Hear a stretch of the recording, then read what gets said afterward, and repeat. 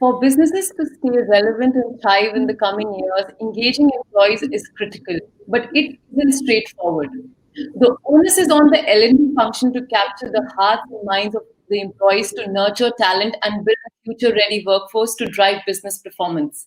It's time to strategize for employee engagement through L&D for 2021 and beyond. A very good afternoon and a warm welcome from People Matters and UpsideLMS. It's good to have you on this webcast session. Today, our speakers are going to share some interesting insights on the topic employee engagement through L&D, strategizing for 2021 and beyond. We will begin with understanding employee engagement in the new normal, the critical role of learning and development in elevating employee engagement, and finally look at how organizations can engage employees through their L&D strategies in 2021 and beyond. Before we get started, I had a quick note to add. If you have any questions during the presentation, please feel free to use the chat window. I'll bring them up at the end during the 15 minutes reserved for the Q&A. You will receive the recording of this webcast in a couple of days, so stay tuned to your inbox. This webcast is brought to you by UpsideLMS in association with People Matters. UpsideLMS is a leading learn tech provider of AI-powered learning management system and a comprehensive off-the-shelf content library called Plethora. It is backed by over 16 years of experience, 50 plus awards and recognition, and over 2.5 million happy users worldwide. So let's get started. Joining us today is Sudhir Koka, Senior Director, Learning and OD at GVK Biosciences, a leading contract research and development organization that services the global biopharma industry. Sudhir is an L&D veteran who has 20 plus years of rich experience in training and development, right from design and delivery of training to building organization-wide L&D strategy. A certified coach, Sudhir has trained leaders at various levels of organization. He leverages his experience to handle organization-wide HR, OD, talent management, and employee engagement events. Sudhir, thank you and a very warm welcome. Thank you, Shruti, for the nice introduction. And I'm truly excited to be part of this webinar. Thank you. Great. Also joining us today is Amit Gautam, founder and CEO of UpsideLMS. Amit is a learning technology enthusiast and a passionate leader. An IIM and NIT alumni, Amit is the key idea generator for UpsideLMS product team, a sales and marketing orchestrator, a learning technology solution consultant for clients and prospects, and a mentor for all the function heads at his companies. Welcome, Amit. It's great to have you here again. Thank you, Shruti. Good afternoon, everyone. Thank you for joining us today. And I'm really pleased to be a part of this webinar with Sudhir, who we're working with for some time now. And I think his experience and depth of knowledge today really helps understand the key areas of where we can focus from the L&D perspective for employee engagement. So I'm really excited to be here today. Thank you. Absolutely, Amit. So let's, without any further ado, Sudhir, let's begin the webinar by understanding what employee engagement means and entails in the new normal. It'll be great if you can share your insights on the subject. Sure, Shruti. So before we actually get into the new normal, which seems to be a buzzword nowadays, let's understand a little bit about what is this employee engagement. So earlier, people used to talk about performance, employee performance. Then they started talking about employee satisfaction. Then they said employee commitment. So I need an employee who performs, who's satisfied, and who's also committed. But then everybody started talking about employee engagement.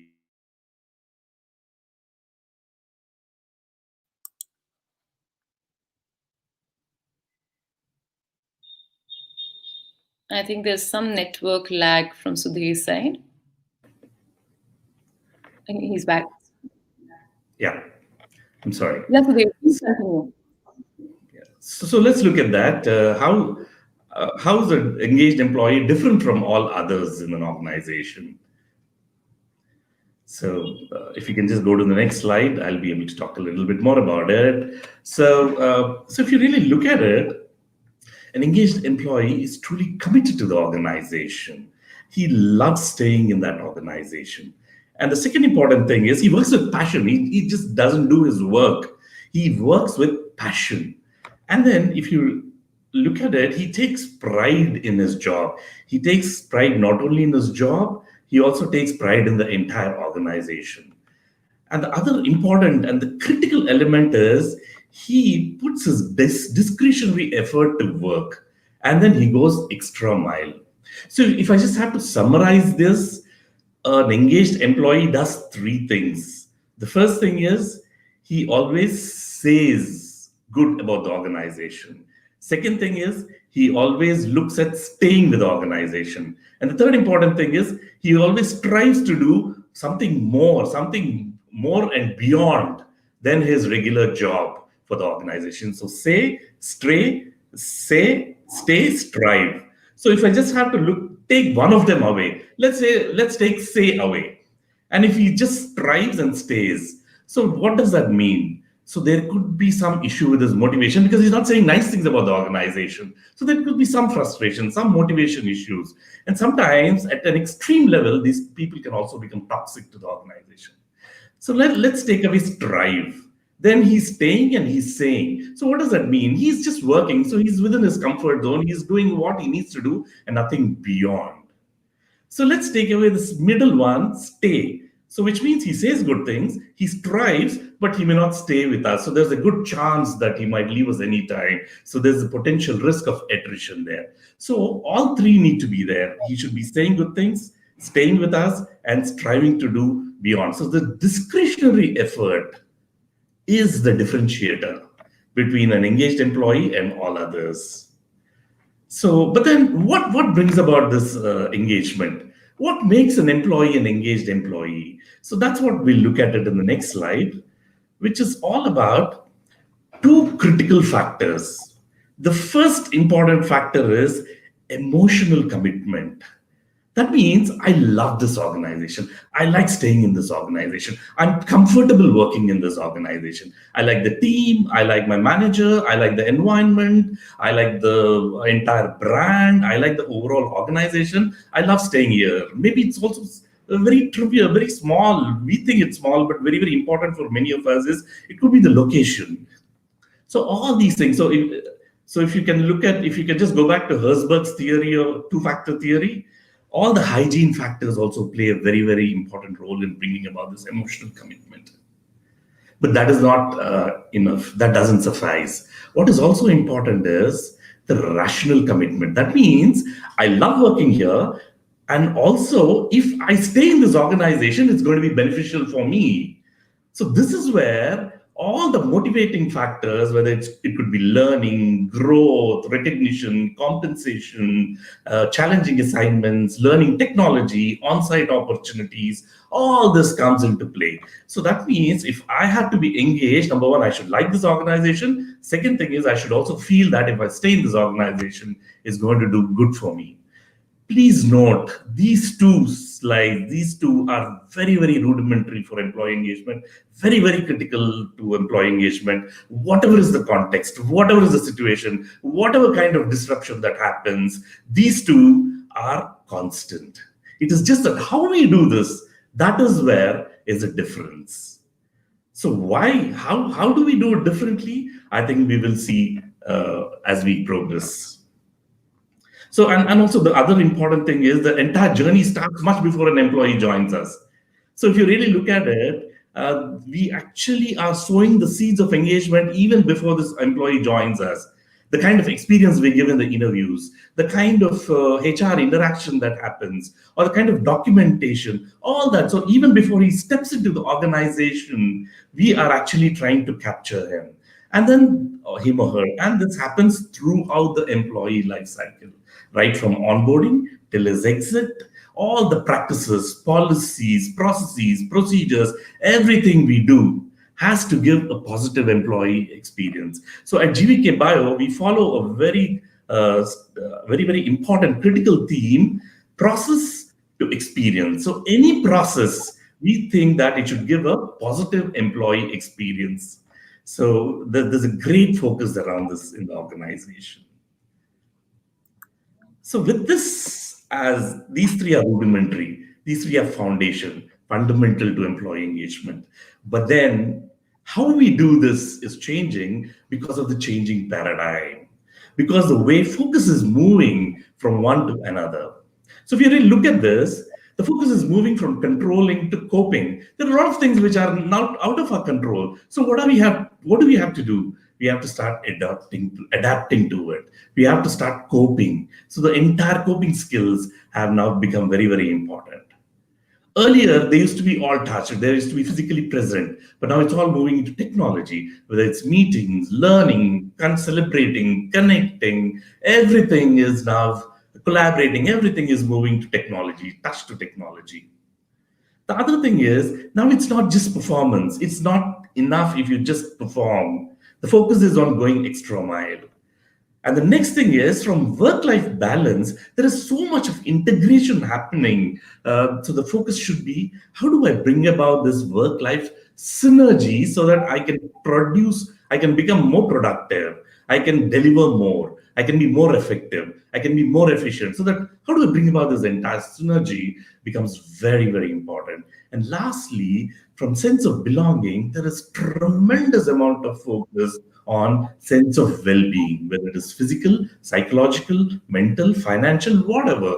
But the focus, there's a tremendous amount of focus that has moved on to wellness and employee well-being. So with this becoming more of new normal, these kind of challenges, the biggest challenge which we are facing is not just the leadership. How do we engage the large workforce whose professional life revolves largely around the manager and deliverables? So you have a huge, huge workforce sitting there whose main focus area is manager. How's my manager? Am I meeting my deliverables? So how do we engage these people becomes biggest challenge during these times. And this is where we feel that learning and development can play a very, very critical role.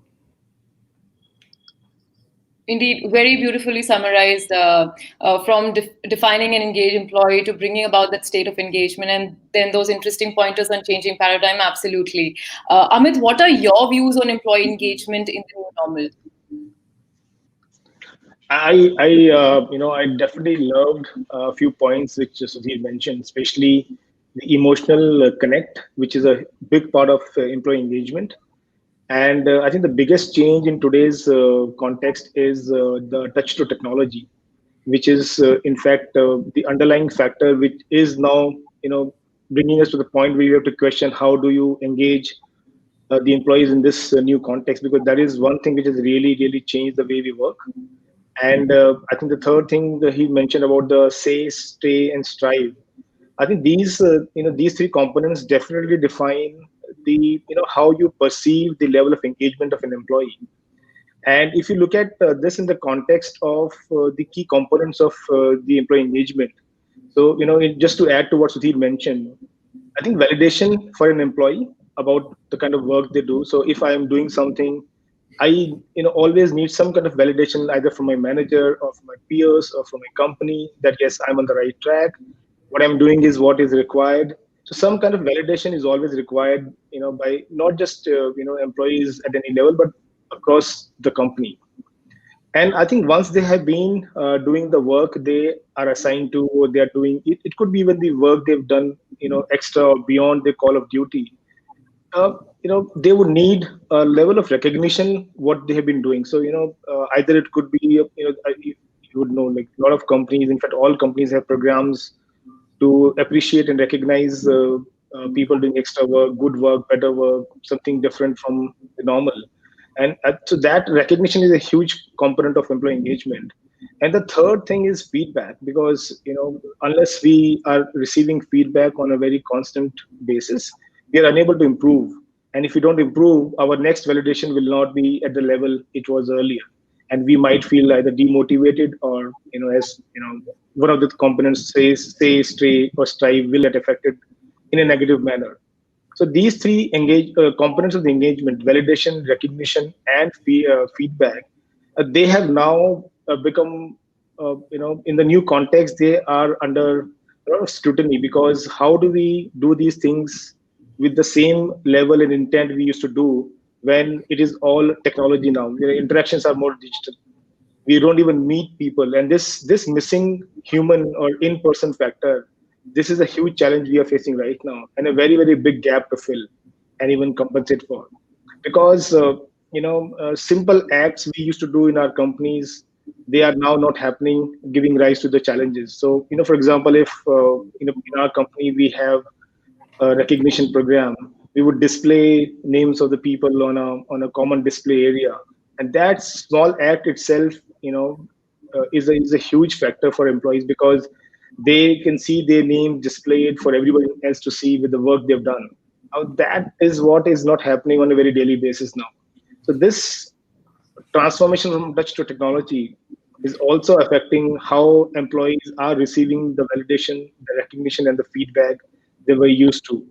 And even though the context has changed, the employee expectations have not changed. They still need these three things. They still want recognition and feedback at a very, in fact, it may have increased now, because the lack of human or in-person factor might be making them more apprehensive, more nervous, more anxious about what is really happening.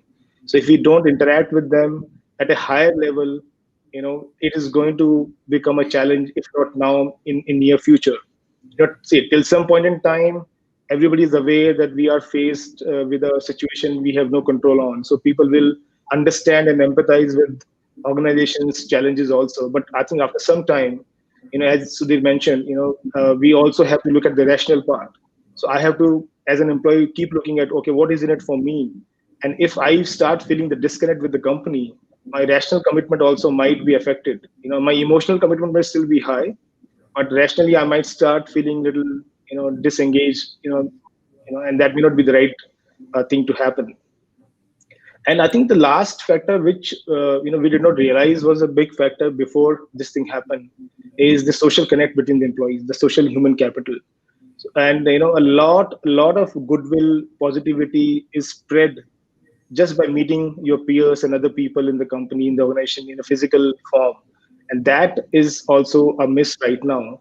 So I think in front of the L&D, because L&D, and why L&D is a key player here, because L&D does, kind of have touch points with every employee, from leadership to every last level in many ways. And L&D has the right infrastructure, the right intent to be able to make impact, which can affect the employee engagement. So I think in front of L&D, this is a huge challenge now. And we will, of course, discuss more things as we progress in the webinar. But L&D definitely has a lot of responsibility, and along with that, a lot of tools and I would say resources ready to be able to address this challenge. So that's from my viewpoint. Thank you, Amit. Those were some really interesting insights from different perspective on what employee engagement means in the new normal. Moving on to our next topic, Sudhir, can you shed some light on the role of L&D in elevating employee engagement?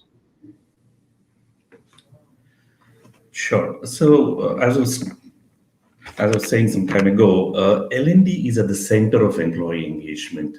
It is at the core of employee engagement. And I would say it's one of the key drivers of employee engagement.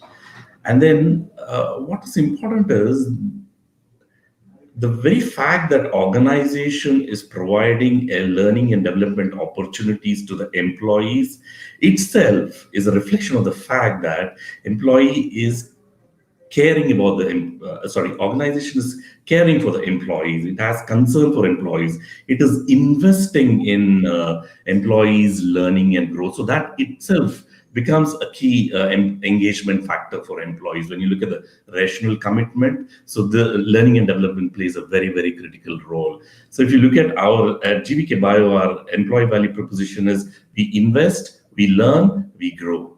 And we publish it, promote it, and consciously practice it at all the times. So look at learning and development as an investment towards employee engagement. So if you really look at it, where all learning and development can impact. So if you really see it can actually impact the entire gamut of employee touch points. For example, let's look at culture.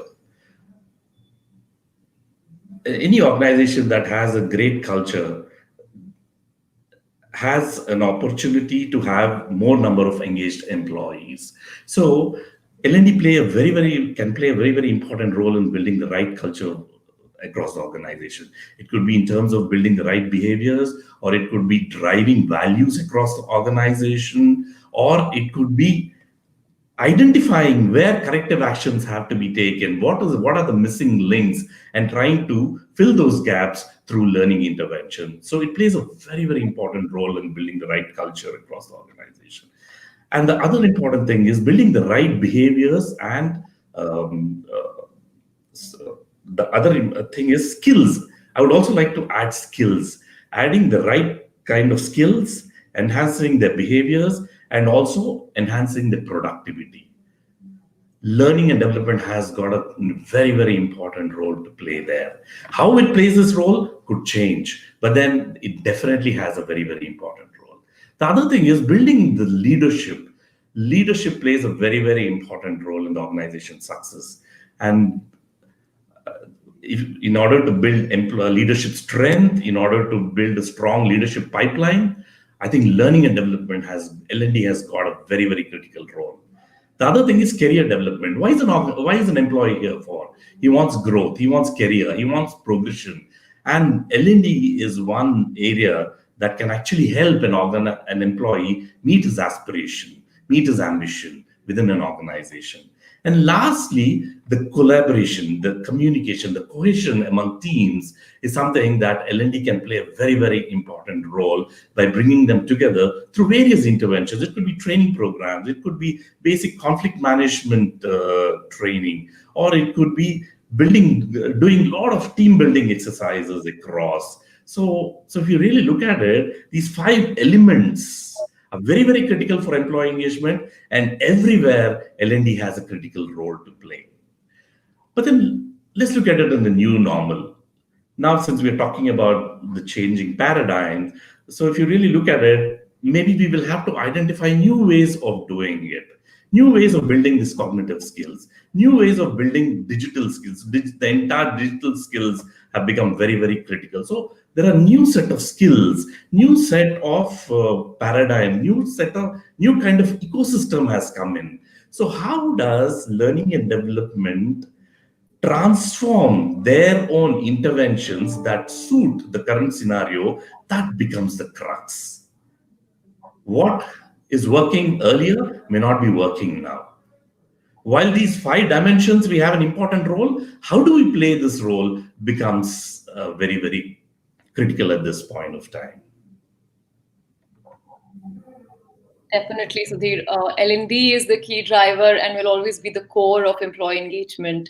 Moving on to actually extending on to this question, Amit, what are your thoughts about L&D being the critical element of employee engagement? So I think if there are two things which I learned in my last 25 years being an employee or being a running a business, is that number one is that culture is the primary thing. Strategy, planning, nothing comes as important as culture. So culture can actually be the breaking or the making point of any organization. And the second thing is, eventually everyone is a human being at the end of the day. So it is very important to understand, that we are dealing with humans, and it's one of the most complex things to work on. So I think, if you look at those two perspectives, and of course, what Sudhir mentioned in the beginning, engaged employees are actually more productive. They will not just do their defined role or job; they will actually go beyond that and do much more than that. And they will also tend to innovate more as they think for the company. They want to make better the company work better, and they also tend to make better decisions for the internal company and also the customers. This paradigm shift, which is happening for the last almost a year now, it has given new challenges to the entire organization, and the impact of this is that we all have to now unlearn a lot of things which we are used to doing, and we have to learn new things in a very short span of time. When organizations went remote within a few days or weeks, it was not we did not nobody had time to plan and think and then adopt a new approach. We were all given the new environment, and we had to adapt to it very, very quickly. But that itself is a huge challenge which L&D has been addressing for the last almost a year now, and will continue to address. Coming back to the technology point, that the change from touch to technology, that is a huge challenge which we are now facing, because the digital transformation which is happening across all the functions and teams, and very rapidly, it is also now creating new skill gaps, and not just anxiety and nervousness, but skill gaps. Suddenly you have to use new tools, new technologies, without impacting the customer work or your own work. That is a big role. That's a big role which L&D has to play in how do you close these gaps without impacting the workflow, without impacting the current work we people are doing. And I think in terms of for the long term perspective, L&D plays a huge role in how an employee perceives their growth in the company, today, near future, and long term. A sense of growth is very, very important for employees to feel engaged. And that goes back to the rational commitment which Sudhir mentioned, where, do I feel I can grow here? Do I feel I'm growing here as an employee? Does the company care for me, care for my professional growth? And of course, when it comes to growth, when it comes to learning new skills, L&D is the cornerstone of how that will happen. L&D can bring about those changes. And I think what has to happen in the new normal or the new context is that the L&D has to start designing programs which not only looks at filling the skill gaps, but they're also mindful of the new environment people are in. Like if you go back to one of the points Sudhir mentioned, work-life synergy, and it's a big change for everyone. So we have to now design programs which are a part of the workflow. They are not something extra or additional to what we already are doing. I'm sure employees across the country, across the companies, they're already stretched. There are a lot of studies which say that we are actually now ending up work more in a day than we used to when we were in office, which means it is already a lot of demand and pressure on the employees. So L&D has to play that role where, while imparting the new skills, helping them grow professionally and personally, have to also design all of those interactions in a way that they do not demand more time or energy from the employee. They are embedded in the learning, in the workflow of the employees. So I think if, of course, L&D is at the core of this, and by doing all of this effectively, we can also make sure that the employee perceives and feels about the company in a very positive manner, and that also creates more leaders, because people who can innovate more, they can think positively, they can think for the company. That will also give us a better pool of budding leaders in the time to come. So I think L&D plays a very, very big role, and I would agree with Sudhir. It's central to the employee engagement, because it touches all the points which make people feel respected, recognized, and also help them grow in their role in their career. So that is my take for this. Totally agree with you, Amit. The sense of growth is very important for employees, and L&D comes at the core of this. That brings me to our last questions before we open the audience questions. Sudhir, this question is for you.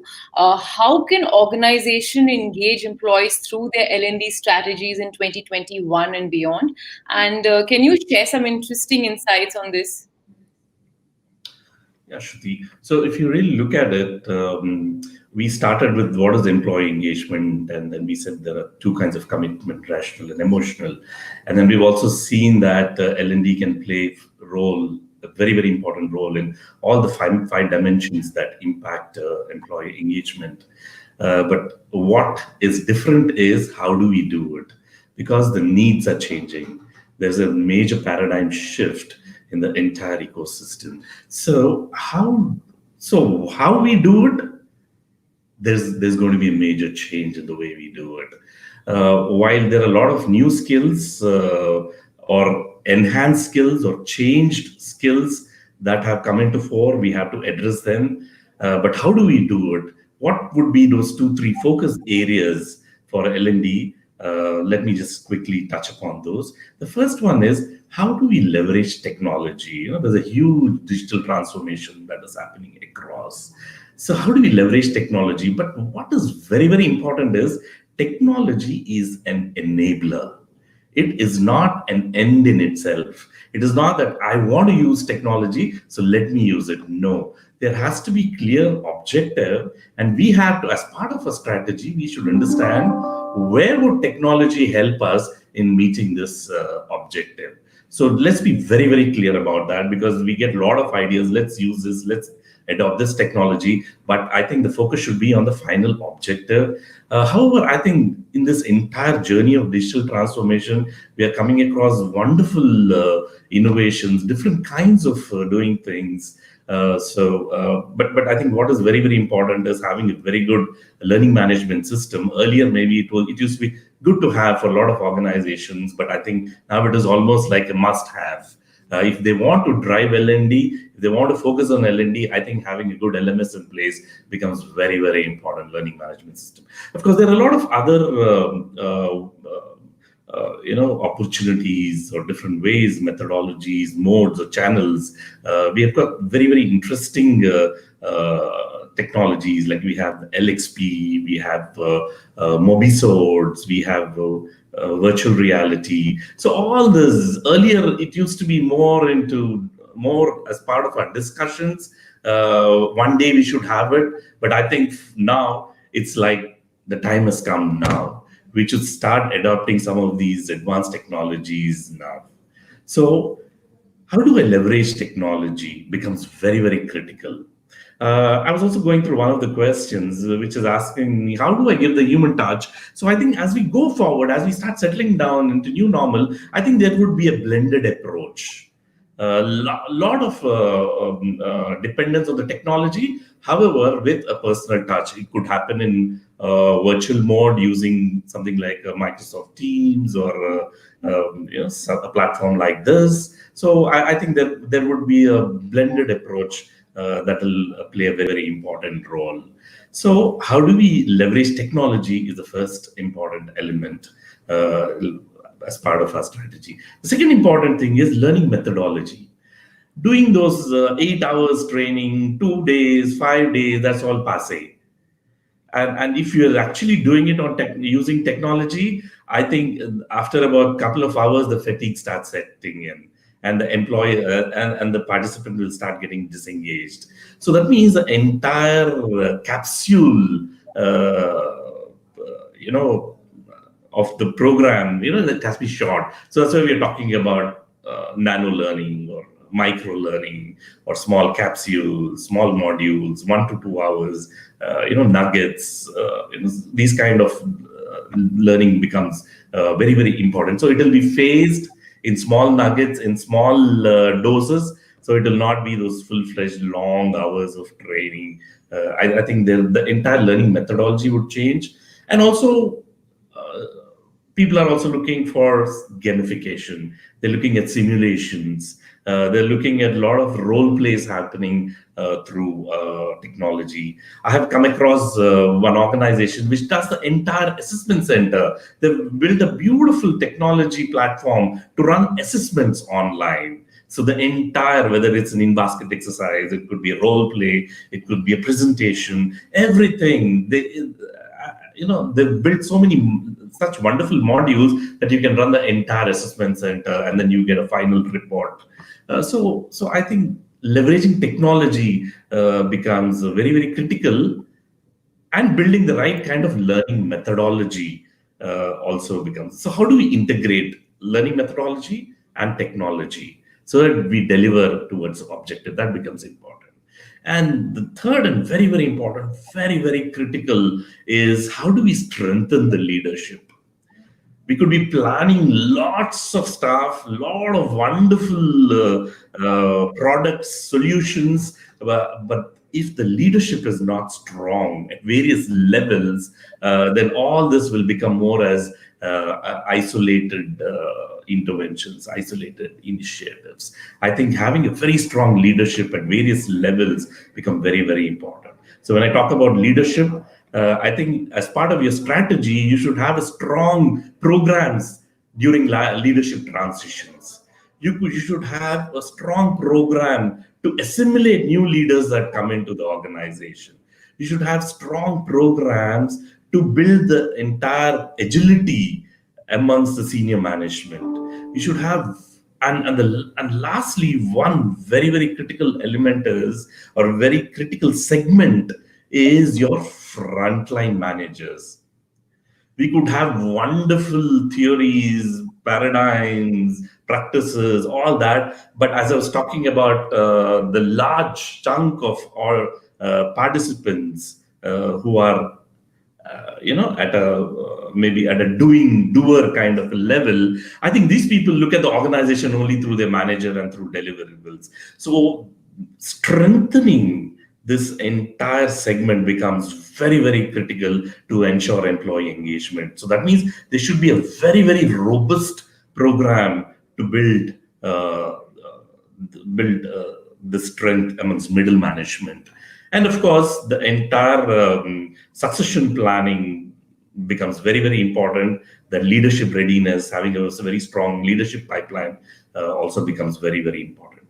The other thing which I'm seeing is a lot of individual focus. So from now we are moving from one size fits all. Like it's not that I call the entire senior leadership and then give them a set of inputs. It is more individualized in nature. There could be individual development plan, individualized learning paths, learning journeys, or they in some of the high potentials could get some external training from very premium colleges or premium institutes. So I think it will become individualized, and something like coaching, I think, is going to play a very prominent role as we go along. So these are some major shifts I'm also seeing in the entire leadership development. So I think these three become very important. How do we build these three elements into our L&D strategy will be very critical if we actually have to build a very strong employee engagement. Technology, methodology, leadership. Totally, Sudhir. Very interesting insights on all these three pointers, which form the critical elements of having a L&D strategy. Amit, what are your thoughts on this, whole topic of having critical elements? So I think Sudhir has described, almost everything which is required, and he speaks from his experience, and I can relate to that. I think just to add to what he mentioned, I would say, and I think you touched upon that in some way, is that there is now a need, and maybe it's a time of the need of the time that we are able to transfer the responsibility of learning to the employees themselves. So, like earlier, L&Ds used to keep a track of a lot of things, and they will decide and sometimes also define what is to be done for the entire section of employees. I think it may be now required that we start transferring this responsibility to learn to the employees themselves. And while we do that, we also have to ensure that it is not just responsibility, but they also have access to help and the content, the right tools. Because if they are self-driven and they're able to learn on their own, and they understand that this is something which they need to do because of the changing times and how it affects their growth, it will have a better outcome, better, I would say, positive results. And uh, one more thing which I think is anyways happening, for the last few months and is going to increase is, and this is coming from my interactions with a lot of L&D leaders from across the companies, is that L&D, I have seen a stark change, or a stark, I would say, new addition, is the lot of thinking going in defining programs around how an employee has kind of time, or how they perform their work on a normal day. So in a way, L&D is bringing in more human elements into the programs now. It is just not that, okay, we will have a program for 4 hours on a Friday.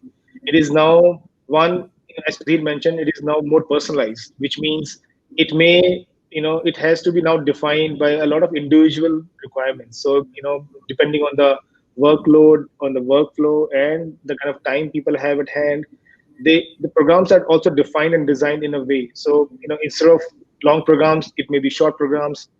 Instead of multiple programs, it may be a single program which has everyone on the same call or the training session.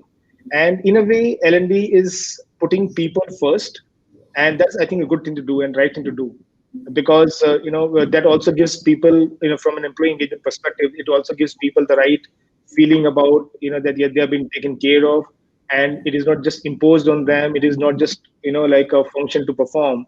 It is something, it is for their own good. And honest and clear communications from L&D perspective are also a kind of a big requirement here, because yes, everybody is nervous and anxious, and I think L&D plays a good role in managing that, working with employees, working with everyone, and ensuring that everyone is assured that everything is happening for a common good, for a greater good. And I would say, in terms of focus areas, the digital transformation, collaboration, communication, and even agility, that would be strong areas to focus on for the time to come. And technology, while yes, it is an enabler, but it is playing a very big role in almost everything we do, right from our customer experience to our internal experience. And it also is demanding us to learn new ways of collaboration, even decision making, and communication. How do we communicate with each other and with our customers and other entities? And are we agile for future such scenarios? Are we able to cope with this eventuality, and tomorrow if something like this happens again, are we prepared for that? So I think these will be a few focus areas for L&D to look at. And as I said earlier, all of this has to happen in a way that this is embedded in the flow of work we are already doing as employees. It cannot be an extra thing to be demanded from the employees. They already are working beyond their capacity. So all of this has to be done in a way that it comes in the flow of work, and that is where a lot of tools which Sudhir mentioned would be really helpful, because they allow and enable employees to be able to learn new things without interrupting their flow of work. So I think, from my perspective, these are the things, in addition to what Sudhir mentioned, very, very key to moving forward from L&D perspective. Very, very interesting insights, Amit. Having human elements, having individual requirements taken care of, putting people first, and then those interesting insights on the key focus areas. Absolutely agree with you. We're getting a lot of audience questions, but before I open the audience questions for this webinar, Sudhir, any last word of advice for our viewers? Shruti, uh, I think we should start investing in learning. We should look at it as an investment and not as a cost. And secondly, I think we should have a very, very robust L&D strategy that aligns with the business strategy. And the third important thing is just identify what are the new skills or enhanced skills that are required, and build the entire strategy around them. And how do we embed technology into this entire process? That becomes very, very important. While there are a lot of factors that impact employee engagement, not just learning, but I think learning and development is a cornerstone for employee engagement in an organization.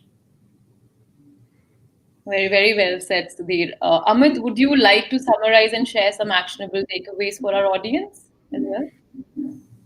I think L&D has, as of today, the power and also the opportunity to transform the business and culture to something which employees are really proud of and proud to work for.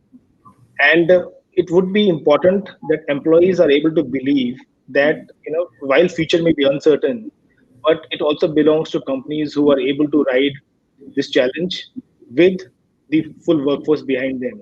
And for that, we need to quickly adapt and adopt new things, and it has to be done very, very in an agile manner.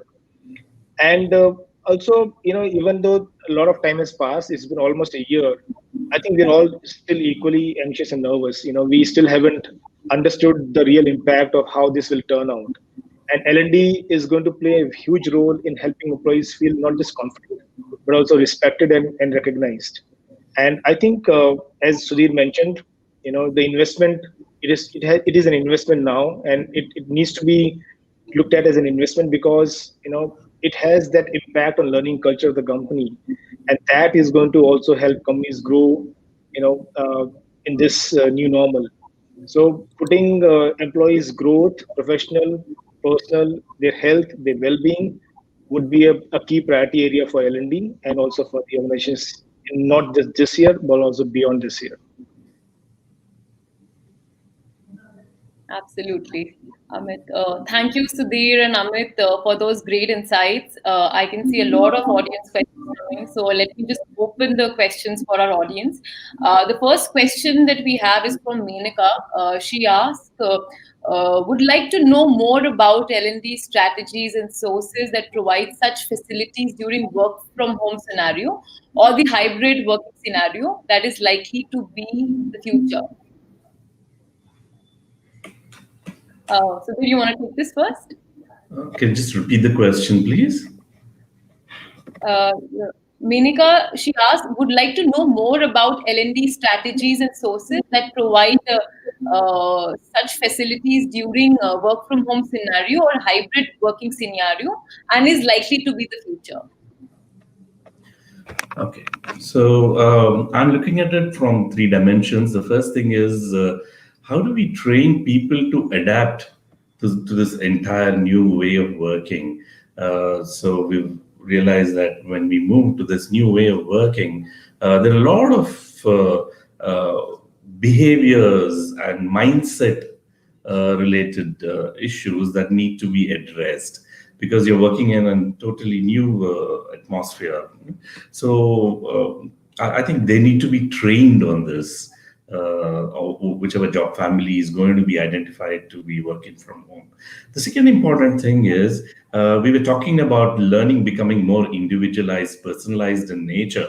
So I think when we leverage this technology, there will be a lot of freedom for employees to learn at their own pace. So while they're working from home, it gives them an opportunity to learn at their own pace because they're not, all of them need not come into the room at one time, so they can learn at their own convenience and pace. So how do we provide these opportunities become very, very important. However, I personally feel we should also give opportunities for them to learn from one another. So how do we focus more on social learning and look at opportunities like doing some kind of virtual trainings or using a video conference kind of a training. So how do we all, because there is a lot of mutual learning that happens, and I think as an organization we should help them to leverage that. So that can happen largely through social learning or organizing some kind of blended learning opportunities. So I think these are three which I'm looking at. Amit, do you want to add something to this? And I think Sudhir covered a lot of it. I think the key to technology can be a good enabler here. So providing access to the right set of tools, and while yes, personalizing the learning experience, it is also important to be able to provide the responsibility to the learners. So they have to be, I would say, talked to and made sure that they understand that responsibility also lies with them, in some part.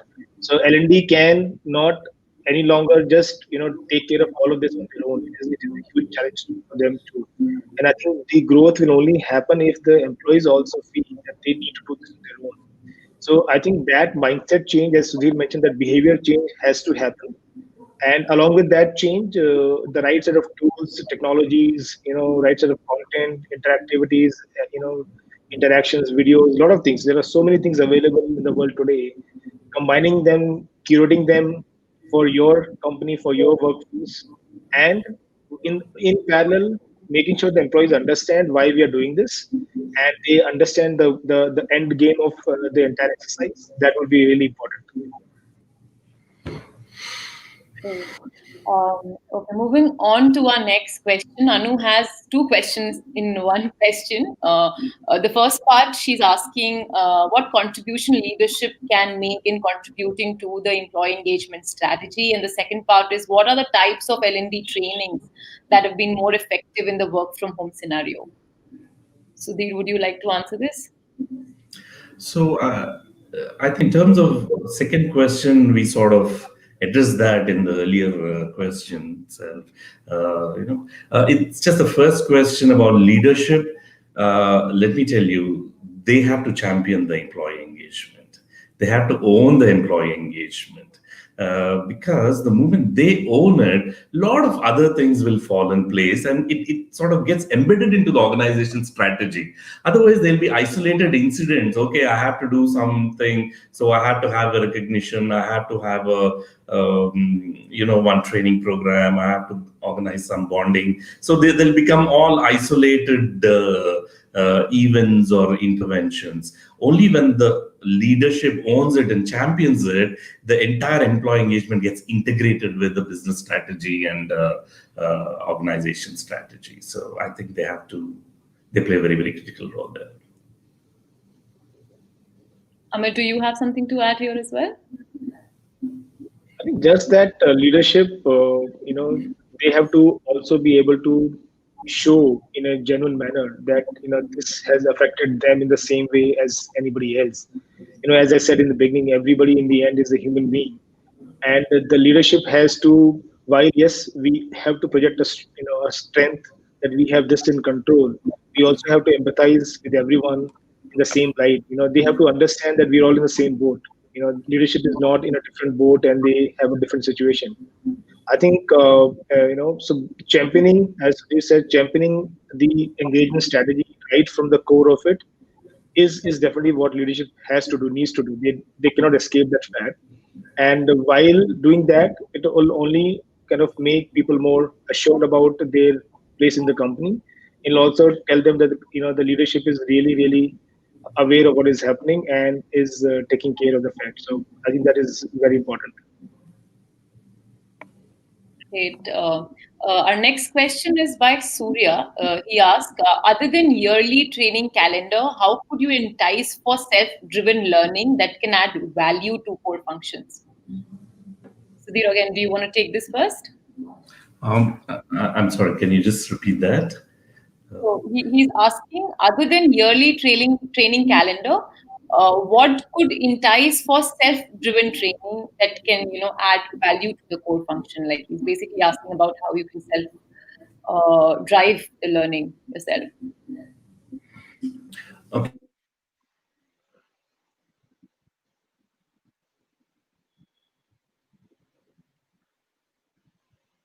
I think there is a network lag from Sudhir. Amit, would you want to answer this first? Okay, so I'm sorry. So there is one which is about, yeah. No, I think Sudhir is back. Shruti? Do you want to answer that question? Yeah. So one thing is about calendars, but what is very, very important is how do we align our L&D programs with what business needs? So that's where the entire customization of programs play a very, very important role. So what we normally do is we say, okay, everybody needs communication skills, so let's run a communication program. Everybody needs interpersonal skills. So the moment we focus more on the need-based. It could be a business requirement, it could be a team requirement. It is something maybe a specific business head is asking for it, one vertical is required. So the moment we start customizing these inputs, building those programs, then I think we will be able to, number one, look at the ROI. Second thing is the onus also would shift on the participant to come and attend this. So the calendar program are there. Whether you want to attend or you don't want to attend, it's up to you. But these are customized. So what we're saying is, hey, we are doing this for you, right? So then the entire pull factor becomes much higher. Amit, would you want to add your insights as well? Yeah, I think it's more about shifting the not just for the employees but for the entire company, shifting the focus from training to learning, and it's an investment the company needs to make in. And again, it's not going to be an easy change. It's a slow change. It's a culture change. So the key part is that employees should understand very clearly that the learning is always done for your own growth, and in the process you do your work better, you do either things faster or better, or either for yourself or for the customers. So it's a slow change, and again, it involves a lot of factors, right, from coaching, mentoring, to able to display very, very constantly that this is something which everybody is doing and we have to do. So it's a culture change, because training is something which is defined by a team and then given to a lot of people, but learning is something which has to be coming from inside, that I need to learn something new because of this in future. And a lot of companies have done that in the last few months, I think, and it is not difficult, but it is not an immediate change. It just can't happen in a day or two. It's a big culture change. So, and that's where L&D, and the focus on the engagement factor will really be helpful, because making everybody understand the reason why it is to be done and what will be the impact of that on the individual's own growth and the company. I think those things will definitely motivate employees to learn on their own, more than they could have done before. Yes, absolutely. Reading more questions from the audience. Babita here has a question. We've covered a lot of aspect of this, but let me just repeat the question again. How do we make learning and development a key concept within the organization, and how leadership can drive this importance of learning from top down? Sudhir, would you like to add some points here? I think part of it, I think we've covered in the earlier question. So how do we shift the focus, from L&D to an individual, and from training to learning? Uh, but I think the two things. One is leadership looking at this as part of their entire strategy is number one. Second thing is they themselves. Looking at their own development areas and focusing on their own development, it shows that learning does not stop at a certain level. At every level there is a certain amount of learning that is required. So I think if they themselves show a lot of interest in this, it is something like it reflects their interest in learning, and it sort of trickles down across the organization. So number one, they championing it. Second thing is they themselves participating in working on their own self development becomes very, very important. Amit, what are your thoughts on this? I think Sudhir covered that, I think completely. So nothing really to add as of now. Okay, so moving on to the next question. How has hybrid changed the way we see employee engagement and learning? Do you want to answer that question? How does hybrid? How has hybrid changed the way we see employee engagement and learning?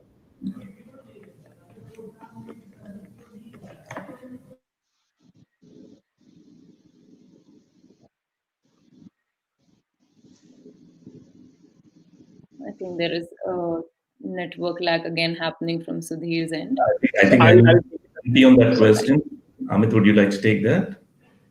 Yeah, so I think as we discussed in the beginning, very beginning, hybrid in fact is the reason why everything has now changed, because the way we used to do things, even work, learn, train, all has changed now. We don't have the classes anymore. We're not in the same campus anymore.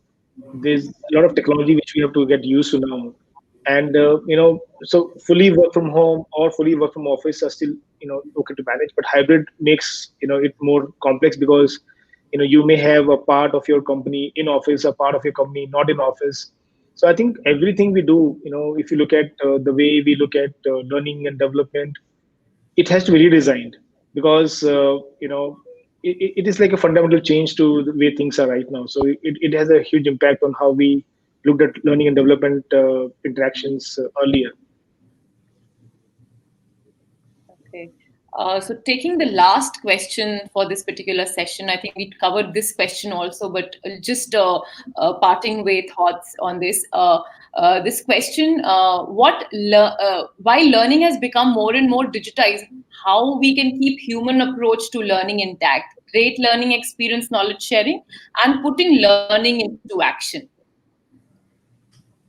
Sudhir, you want to take this? Yeah, so I think that's become a major challenge now, because we're moving everything virtual, this human element. But I think it has to run through the entire intervention, this human element. So in multiple ways, we can look at that. Number one is having a blended approach of learning would really help. The second thing is providing them opportunities for social learning and knowledge sharing. I think that sort of creates a lot of human approach, human touch.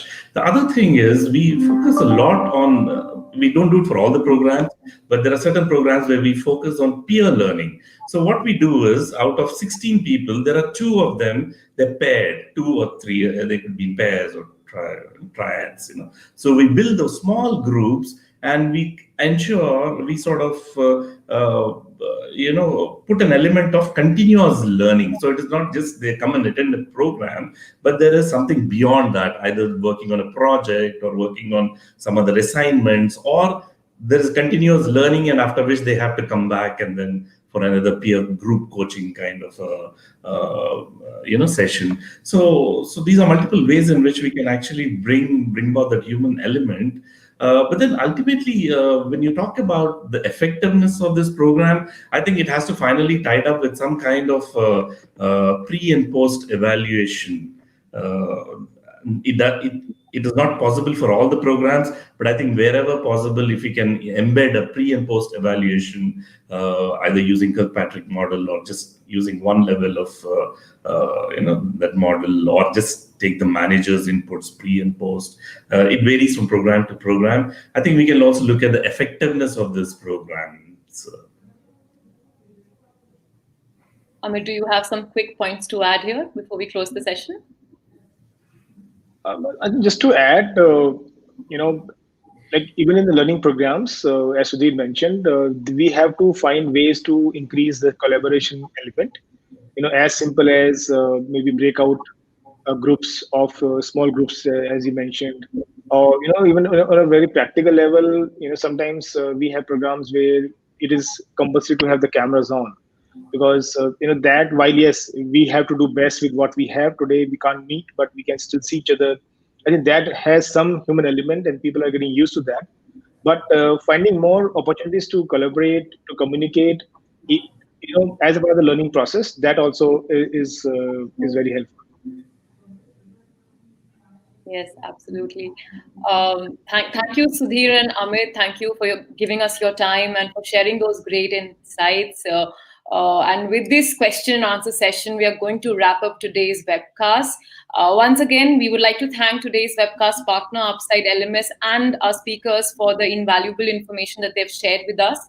That concludes today's session. Stay tuned on our website for more information on our upcoming webcast and events. Thank you and have a great day, everybody. Thank you, Shruti. Thank you, people in UpsideLMS, for this opportunity. I think it was a wonderful opportunity. Thank you so much. Thank you, Sudhir. Thank you, Shruti. Thank you, everyone, for being with us today. I hope it was a good one for all of you. Thank you.